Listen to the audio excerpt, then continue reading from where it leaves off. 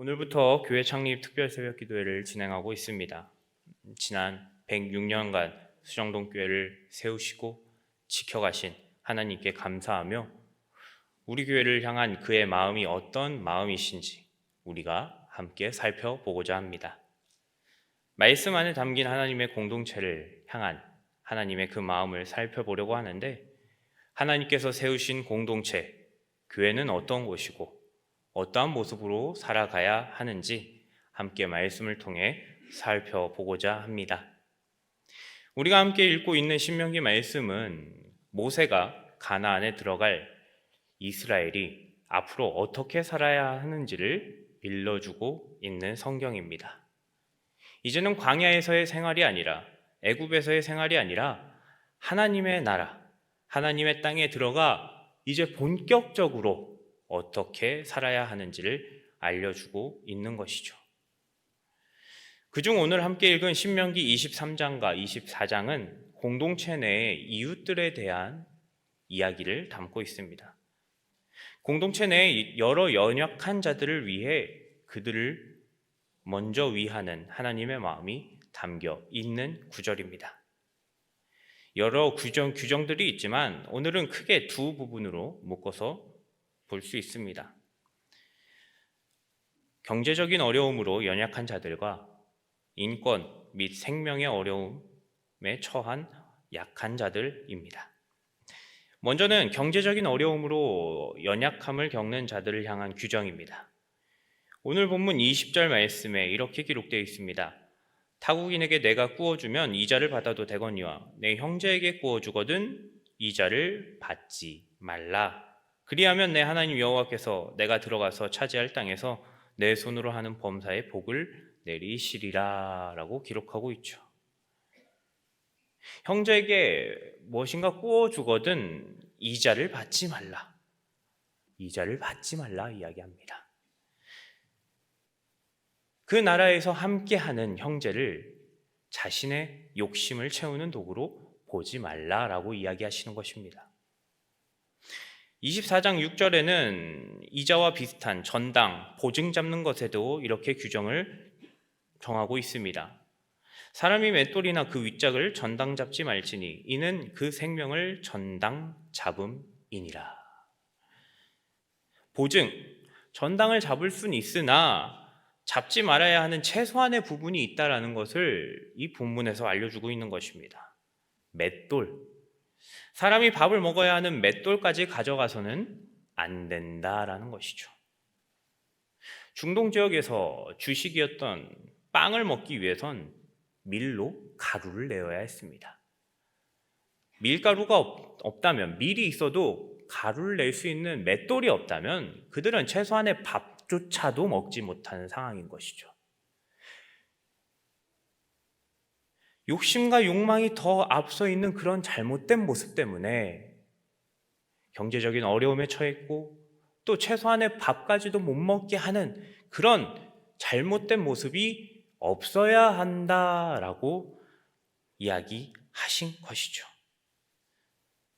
연약한 자를 이용해 자신의 욕심을 채우는 그 죄악이 없는 나라, 그 나라가 바로 하나님이 원하시는 진짜 하나님 나라, 진짜 하나님 공동체인 것입니다. 두 번째로 인권과 생명이 위협받는 약한 자들을 위한 규정입니다. 23장 24절과 25절에는 먹지 못하여서 굶는 자들을 위한 규정을 이야기하고 있습니다. 아무리 직업이 없고 먹을 것이 없는 자라고 할지라도 그들을 위하고 생각하는 하나님의 마음이 믿음의 공동체 안에도 있어야 한다라고 말하고 있는 것이죠. 그래서 24절과 25절에는 그들에게 먹일 수 있도록 그런 불쌍한 처지에 있는 자들을, 약한 자들을 헤아릴 수 있도록 배를 채워주라라고 이렇게 일러주고 있죠. 내 이웃의 포도원에 들어갈 때에는 마음대로 그 포도를 배불리 먹어도 되느니라. 내 이웃의 곡식밭에 들어갈 때에는 내가 손으로 그 이삭을 따도 되느니라. 룻기에서도 이런 비슷한 장면이 나옵니다. 룻과 나오미 역시도 먹을 것이 없는 자로서 보아스의 밭에서 먹을 이삭을 줍기도 하였죠. 이와 마찬가지로 최소한의 먹을 것을 보장하려는 공동체 안에 그런 귀한 하나님의 마음을 알 수 있습니다. 또한 사람을 사고 파는 행위에 대한 규정 역시도 기록되어 있습니다. 지금도 사람을 사고 파는 행위는 당연히 금지되어야 하는 행위이죠. 마찬가지로 당시에도 이런 행위는 금지되어 있다라는 것입니다.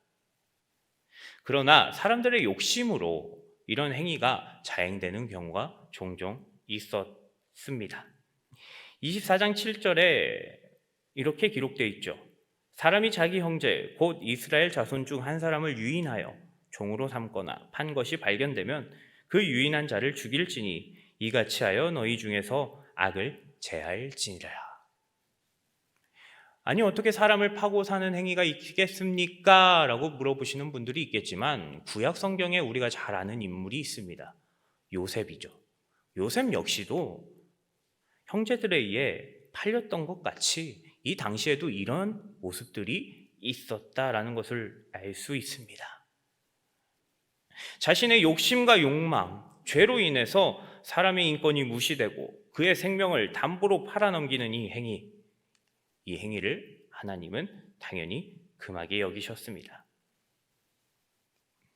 우리는 오늘 함께 읽은 본문에 담겨 있는 사람들을 향한 이 규정들을 통해서 볼 수 있는 것이 있습니다. 바로 하나님의 사랑입니다. 연약한 자를 위하고 그들을 진정으로 사랑하고 위하시려는 하나님의 진짜 마음 말입니다.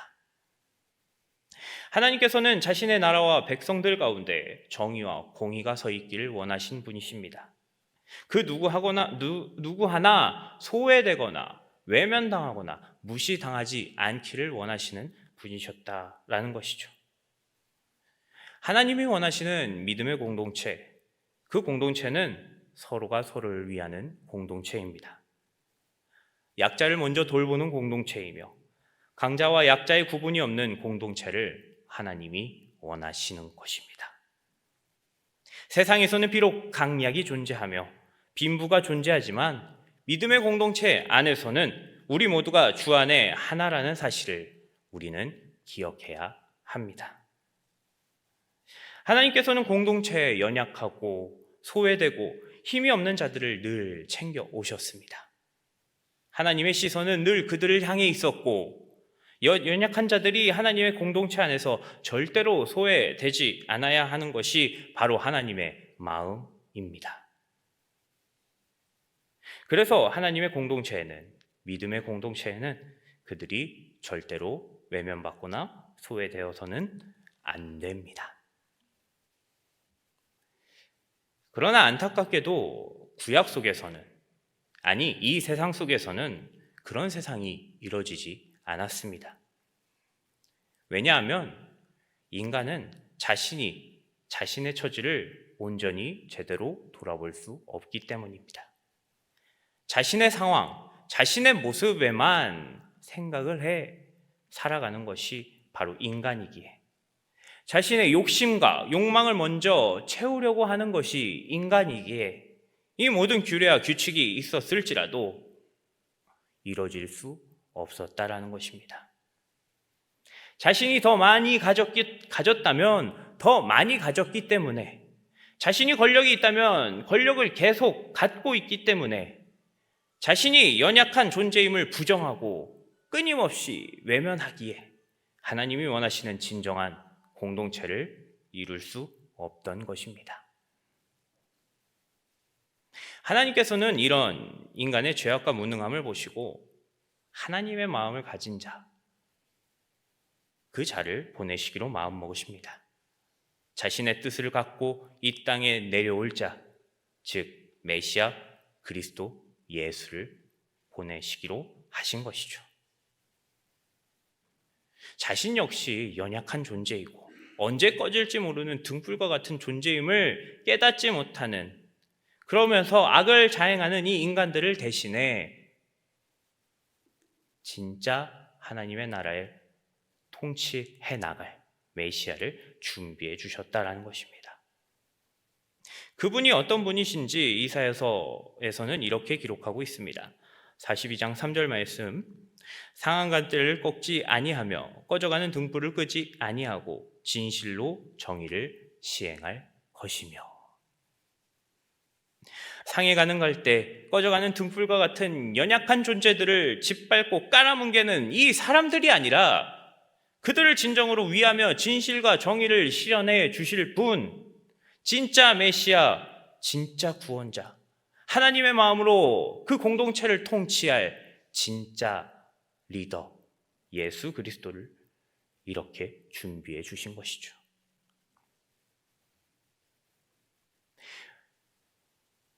우리는 이 사실을 기억해야 합니다. 나 역시도 연약한 존재라는 것을요.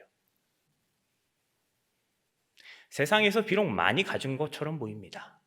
세상에서 내가 많은 것을 이룬 것 같아 보입니다. 세상에서 내가 많은 권력을 갖고 많은 힘을 갖고 있는 것처럼 보입니다. 그래서 그로 인해 연약한 자들을 무시하고 내가 더 많이 가졌다는 이유로 그들을 돌보지 않고 소외하게 만듭니다. 그러나 나 역시도 주님 앞에서는 똑같이 연약한 존재입니다. 마태복음 11장에서는 우리를 동일하게 연약한 자로 표현해 주는 구절이 있습니다. 우리를 수고하고 무거운 짐진 자로 표현하죠. 죄의 문제가 해결되지 않아서 아등바등되며 살아가는 존재임을, 인간은 누구나 그런 존재임을 알려주고 계십니다. 그리고 이런 짐진 자들, 연약한 자들, 죄로 인해 허덕이고 고민하고 걱정하는 자들을 내게로 오라라고 말씀하시죠. 마태복음 11장 28절과 29절 말씀 이렇게 기록되어 있습니다. 나는 마음이 온유하고 겸손하니 나의 멍에를 메고 내게 배우라. 그리하면 너희 마음이 쉼을 얻으리니 이는 내 멍에는 쉽고 내 짐은 가벼움이라. 여전히 제 멍에를 지고 산다면 나 역시도 연약한 존재입니다. 아무리 돈이 많고 권력이 있고 지식이 있는 것처럼 보일지라도 죄의 문제가 해결되지 않는다면 그들과 마찬가지로 나 역시도 연약한 존재라는 것이죠. 나 역시도 주님이 없다면 생명이 없는 자이며 나 역시도 주님이 없다면 하나님의 은혜를 받을 수 없는 존재임을 우리는 기억해야 합니다. 그래서 우리는 그분을 믿고 고백해야 하죠. 예수님께서 나의 구원자이십니다. 예수님께서 내 삶을 구원해 주시옵소서. 나의 연약함을 인정하고 그분을 이렇게 고백해야 하는 것입니다. 베드로는 우리가 고백해야 할 고백의 표본을 부어주었죠. 예수님을 주님으로 고백했습니다. 자신의 연약함과 부족함을 사람이 아닌 예수님이 채워주실 수 있다는 것을 고백했습니다. 마태복음 16장 16절은 베드로의 고백이 담겨있는 구절입니다. 시몬 베드로가 대답하여 이르되 주는 그리스도시요 살아계신 하나님의 아들이십니다. 베드로는 이처럼 예수님을 구세주로 고백하였습니다. 그리고 그 고백 가운데 이런 마음이 있었던 것이죠. 주님, 나는 연약한 존재입니다. 주님, 나는 스스로 아무것도 할 수 없습니다. 내 삶의 주인이십니다. 내 삶의 구원자이십니다. 그리고 예수님은 이 고백을 통해 베드로에게 하나님이 이루실 믿음의 공동체, 즉 교회가 어떤 공동체가 될지를 이렇게 알려주신 것입니다. 우리가 함께 읽은 주제 말씀인 마태복음 16장 18절 하반절 말씀 함께 한 목소리로 읽어볼까요? 시작. 내가 이 반석 위에 내 교회를 세우리니. 아멘. 예수님이 교회를 세우신 반석, 그 반석은 바로 예수를 구주로 믿는 믿음인 것입니다. 내 연약함, 내 부족함, 내 무능함, 그 모든 것들을 예수님께 모두 맡기고 예수님을 구원자로 고백할 때 우리는 진정한 성도, 자녀, 그리스도인이 되는 것이죠. 그리고 예수님을 구원자로 고백하는 그 믿음들이 모인 자들이 바로 교회인 것입니다. 그리고 그렇게 서로가 연약한 존재임을 인정하고 나의 진정한 구원자이신 예수님을 고백할 때, 그때 비로소 진정으로 하나님이 원하셨던 믿음의 공동체의 모습이 나타납니다. 내가 잘났다고, 내가 강하다고, 내가 더 많이 가졌다고 으쓱대고 연약한 자를 무시하고 소외시킨 그런 공동체가 아니라, 예수님 앞에 서로가 연약한 존재이기에 예수님을 더 믿고 사랑하며 살아가는 공동체, 그 공동체가 바로 예수님을 구세주로 믿는 그 고백 가운데 이루어질 수 있는 것입니다. 이렇게 온전한 공동체, 하나님이 진정으로 원하셨던 약자와 강자의 구별이 없었던 그 공동체의 모습이 사도행전 2장 초대교회의 모습으로 나와 있습니다. 44절부터 47절의 말씀인데, 그들의 모습이 어떠한지 함께 눈으로 한번 따라와 주시죠. 믿는 사람이 다 함께 있어서 모든 물건을 서로 통용하였습니다. 자신이 가진 것, 그 모든 것들을 서로 통용했다라는 것이죠.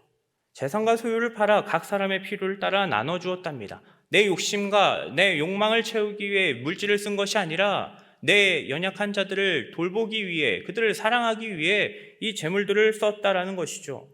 그리고 집에서 떡을 떼며 기쁨과 순전한 마음으로 음식을 먹었답니다.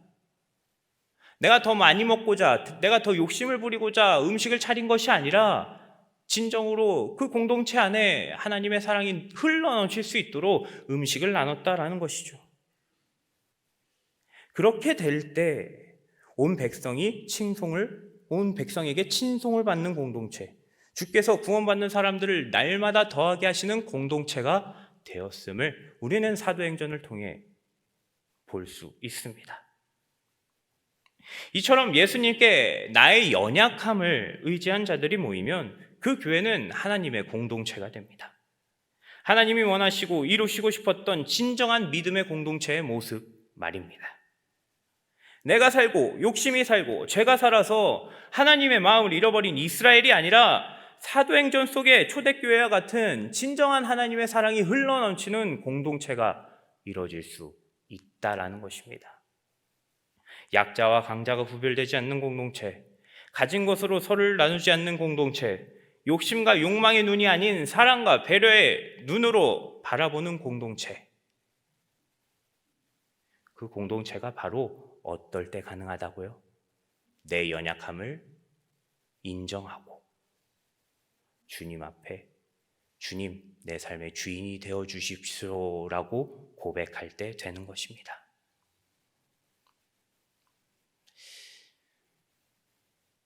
삶을 살다 보면 인간으로서 내가 참 연약해 보일 때가 많습니다. 인간의 욕심에 의해 불의함도 당하기도 하고, 인간들에게 상처를 받아 영과 혼이 상처받기도 하며, 죄가 가득한 세상 속에서 의지할 것 하나 없이 발가벗겨진 모습인 것 같아 보일 때가 있지요. 그래서 우리 역시 그 상처 때문에, 그 아픔 때문에 당하지 않으려고, 아프지 않으려고 더 서로에게 강해 보이려고 애씁니다. 하지만 우리 사랑하는 수정동교회 성도님들, 우리 교회는 무슨 공동체라고 했죠? 주님을 믿는 믿음의 공동체라고 말했습니다. 예수님을 믿는 자들이 함께 모인 믿음의 공동체입니다. 그리고 이 믿음을 반석으로 삼고 우리 수정동교회를 세워주셨죠. 내가 부족합니다, 나는 연약합니다 라고 고백한 우리를 하나님께서 자신의 공동체로 세워주셨습니다. 그래서 우리는 많은 것이 불안하고 연약하고 부족하다고 할지라도 끝까지 예수님을 구세주로 믿고 고백한다면 우리 교회를 하나님께서 세워주시고 붙들어 주십니다. 연약한 나의 모습을 하나님께서 채워주시고 그들을 세워서 하나님의 든든한 교회, 든든한 공동체로 세워주신 것입니다. 이 믿음이 바로 서 있다면, 내가 연약하니 주님께서 우리의 구원자가 되어주시옵소서라는 그 믿음이 든든하게 서 있다면 음부의 권세도 역사할 수 없게 하나님이 분명히 지켜주실 것입니다. 그래서 나는 연약합니다. 그래서 예수님 나의 구원자가 되시고 우리의 구원자가 되어 주시옵소서라고 더욱더 고백하고 의지해야 합니다. 약하다고 무력하다고 느낄 때 우리가 의지하고 붙들어야 할 분, 오직 예수 그리스도 한 분이십니다. 내가 더 약하고 우리 교회가 약하면 약할수록, 연약해지면 연약할수록 우리는 하나님을, 예수님을 더 의지해야 합니다. 믿음 안에 세워진 공동체, 예수님을 진정으로 구원자로 고백하는 공동체, 서로가 연약하고 무너질 존재이지만 하나님이 우리를 위하신다는 그 마음을 아는 진정한 공동체, 그런 공동체가 바로 우리 수정동교회가 되길 소망합니다. 말씀을 정리하고자 합니다. 오늘 들은 말씀을 통해 우리는 이렇게 고백하는 자들이 되길 소망합니다. 먼저는 죄와 욕심에 눈이 멀어서 세상의 기준으로 사는 것이 아니라 나 역시도 약한 존재임을 고백하는 자들이 되길 소망합니다. 약한 자는 세상의 기준으로 적은 것, 적은 재물을 가진 자도 아니고 힘이 약한 자도 아니고 바로 나임을 고백하시길 바랍니다. 두 번째로, 연약하기에, 그렇게 내가 연약한 존재이기에 예수님을 더욱 의지하고 구세주로 고백하는 자들이 되길 소망합니다. 죄로 허덕이는 이 연약한 나를 위해 이 세상에 오신 예수님, 그 약한 자들을 위한 예수님임을 인정하고 그분을 나의 구원자로 고백하시길 소망합니다. 그리고 마지막으로, 연약한 자들이 예수님을 믿는다고 고백한 이 공동체, 이 교회가 바로 하나님의 공동체임을 알고 기억하시길 소망합니다. 세상의 욕심과 죄가 팽배하여 약한 자를 이용하는 공동체가 아니라 서로가 약자임을 인정하여 예수님의 사랑과 통치가 흘러넘치는 공동체로 살아갈 수 있는 우리 수정동 교회가 되길 소망합니다. 그렇게 예수님을 구주로 믿는 자들이 모인다면 우리는 연약하지 않고 세상도 어찌할 수 없는 음부의 권세가 우리를 건드릴 수 없는 교회가 될 줄 믿습니다. 우리의 믿음을 담아 연약한 우리를 든든한 교회로 세워주신 예수님의 마음을 담아 우리 함께 주제 말씀 한 목소리로 고백하도록 할까요? 마태복음 16장 18절 하반절 말씀, 우리 함께 믿음을 담아서 고백하도록 하겠습니다. 시작. 내가 이 반석 위에 내 교회를 세우리니. 아멘. 연약한 자들이 주님을 믿고 고백한다면 우리 교회는 절대로 무너지지 않습니다. 이 믿음의 고백 잊지 마시고 항상 예수님을 의지하고 예수님을 구세주로 믿는 믿음으로 살아갈 수 있는 저와 우리 성도님들, 그리고 우리 수정동교회가 되길 축복합니다.